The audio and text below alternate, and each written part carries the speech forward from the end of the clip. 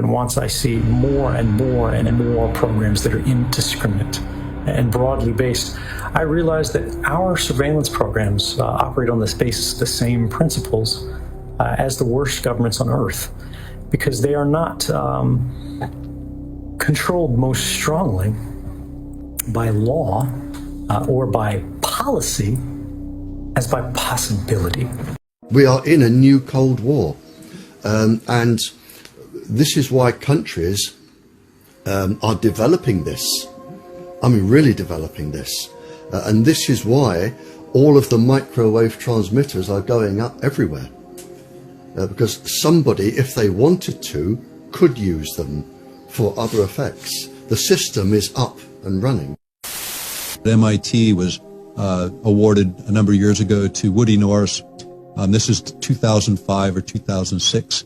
And that award was $500,000 for doing what's called acoustic heterodyning, being able to send a signal from 2 points into an individual so they literally hear a voice in their head that nobody around them hears. I mean, voices are the easiest ones because all you have to do is stimulate the cochlea with a set resonant frequency. It's very easy. Voices are very easy. And it isn't people imagining voices, they physically hear them. You can physically make people hear voices, certain voices, and it can be any conversation, and it can be anybody you want to hear. It can be a soft, angelic voice, it can be a god, it can be something that scares you like a devil. It could be anything.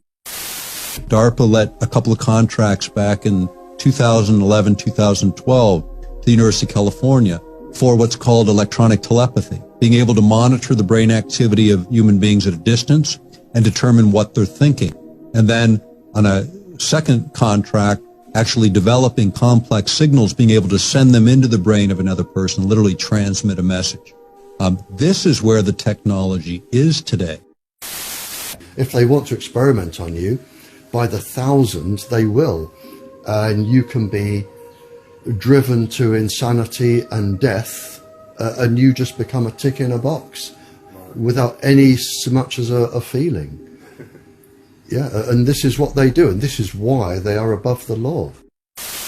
One of the experiments was to take an ordinary sane person, cause insanity, and have a psychiatrist who was unknown to everybody diagnose schizophrenia or paranoia or a psychiatric illness. That was a successful outcome. And the person would spend the rest of their life in an asylum in misery, but to the government scientists, that was a success. Scientists at the end of the war were hanged for what scientists today are doing and getting away with. Absolutely, yep.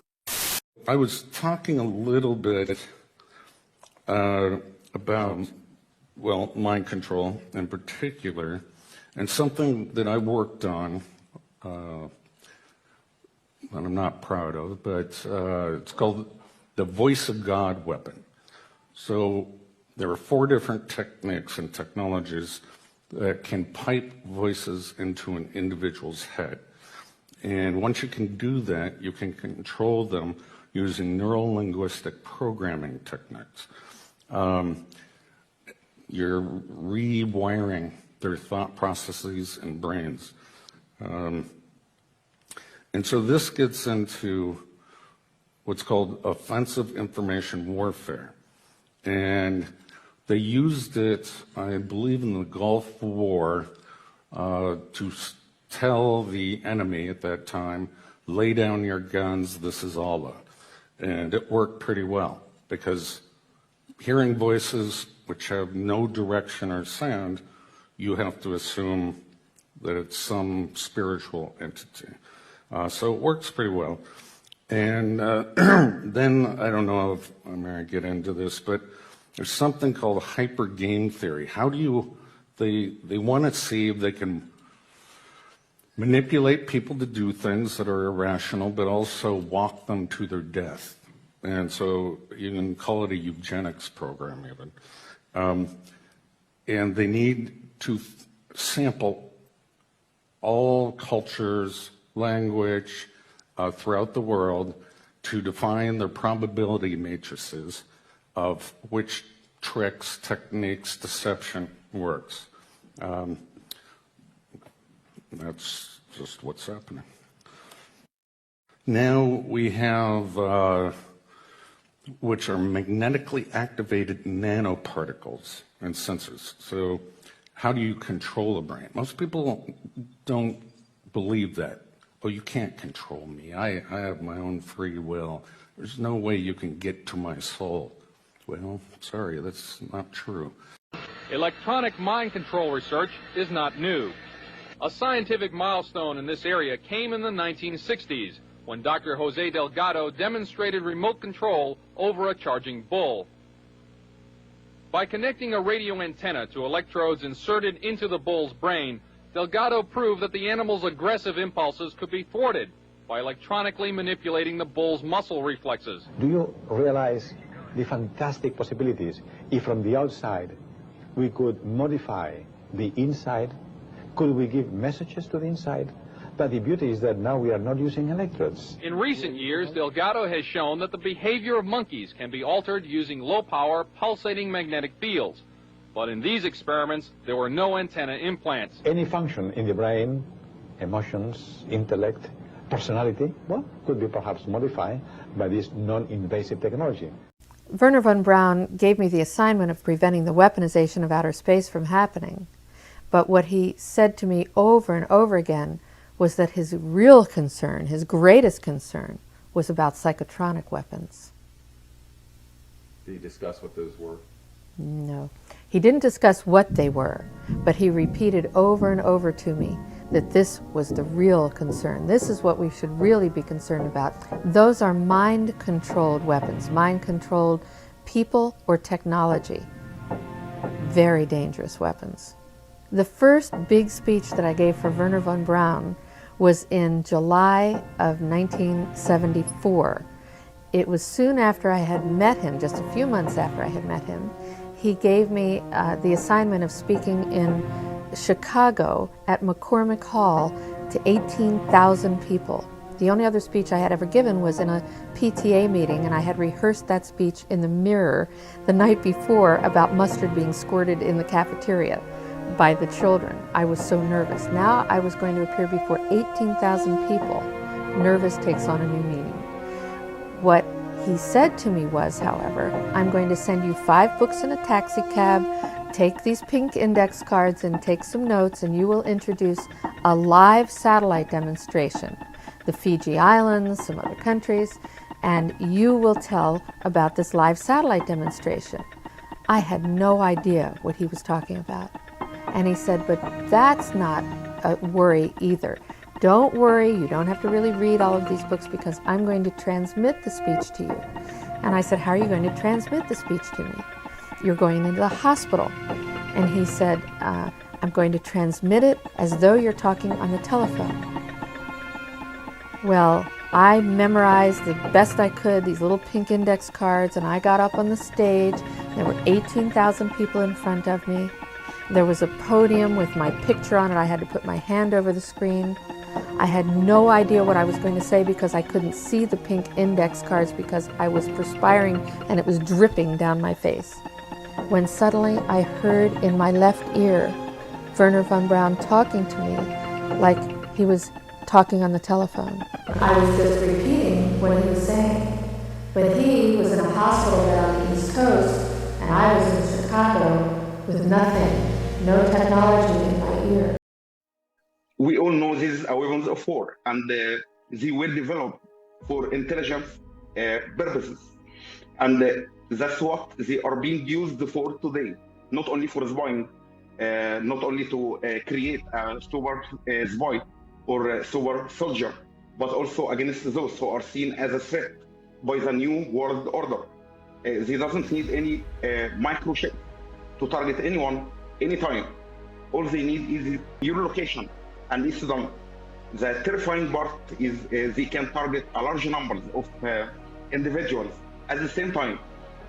In this case, they will be used to cause the same effects, to induce anger, to create major chaos in any country they doesn't like.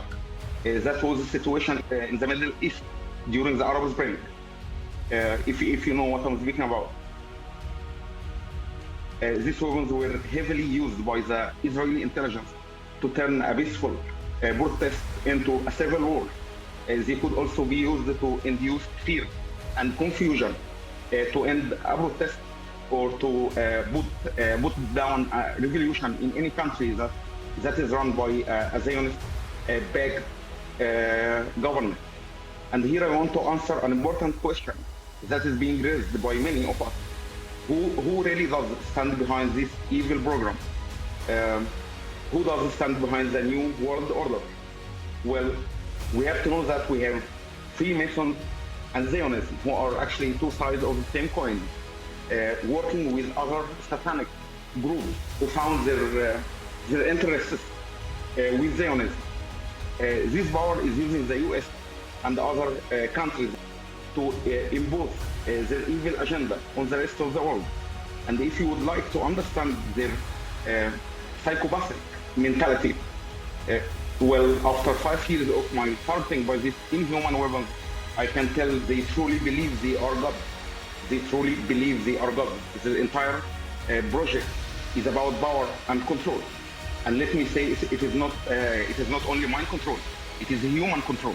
The innocent victims of this evil program today, who stand tall on the front line of this war, does understand that the whole program stands for enslavement, and not to control your thoughts, but to change your way of thinking, and not only to change your personality, but to change you, and not to control your mind, but to seize your free will. They actually did challenge God himself. I mean, even God didn't give himself the right to hack and control his creation, as he created all of us with a free will. Unfortunately, these people used their free will to challenge God and to destroy humanity. And the question which begs itself here, for what? I mean, what kind of power can push you to be that evil, to torture, to terrorize, and to murder innocent, helpless people, men, women, and children inside their own homes, to develop such an evil technology that wasn't supposed to be here? And what kind of world are you building for your children? I used to work for the National Security Agency, the NSA, at Fort Meade, Maryland.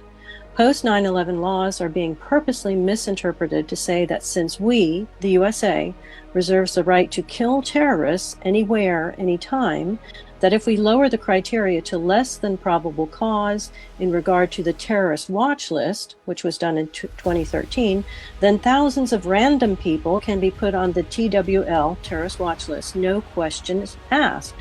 DHS has made a separate for-profit DHS entity and is selling kill contracts on innocent people to buddies in the military-industrial complex to torture and kill, to test on humans weapons like gases, poisons, directed energy weapons, nanoparticles, secreted medical chips, and even networks of chips that, according to the Pentagon, comes in torture protocol 1 through 5, at least. Another protocol being used is to order law enforcement to write off anybody who complains of stalking harassment and being tortured as crazy, and they are forbidden to help the person denied constitutional rights. InfraGard vigilantes, under the auspices of the FBI and the fusion centers, are paid to stalk and harass the victims so that the harassment mimics what one-dimensional psychologists immediately assume is schizophrenia, delusions, paranoia, when it is not. This constant harassment was perfected by the former East German communist secret police, the Stasi, as psychological warfare to destroy dissidents. Since there is millions of dollars to be made from using non-consensual human experimentation, even to lethality, this program is viciously covered up with an intricate network of paid conspirators. Well, unfortunately, WHO, like UN and NATO, are under control of whatever name you use. Some people use Illuminati, some say organization, some say the New World Order, whatever it is. Yes. In my mind, I have found out that the most of those people who are governing this planet, they are Zionists, and they want to have Jerusalem as the biggest city, or the most important city, the capital of the planet. There is I used to say early on when I was a kid, I'd say when I was a young senator, I'd say if I were a Jew, I'd be a Zionist. I am a Zionist. You don't have to be a Jew to be a Zionist. This has to become a political issue. The politicians have to, the government first of all, the government has to acknowledge that this is happening to civilians, not just to the diplomats and spies overseas. It is happening domestically. My case, I have a validated case, as validated as those diplomats that are listed in the intelligence report, the latest intelligence report on the subject. They said 24 cases we can't explain, and the most plausible explanation is directed pulse microwave energy. The agency that's supposed to investigate it is the FBI. Because I'm a civilian, it's happening domestically. They ignore it. I went to my congresswoman. She wrote an inquiry to the FBI, and they basically responded with a nonsensical letter. I am a civilian. My brain is accessed remotely and damaged on the regular basis. In 3.5 years, you look at my brain scan and it looks like a battlefield. All those delta connection, all this broken connection, the connectivity.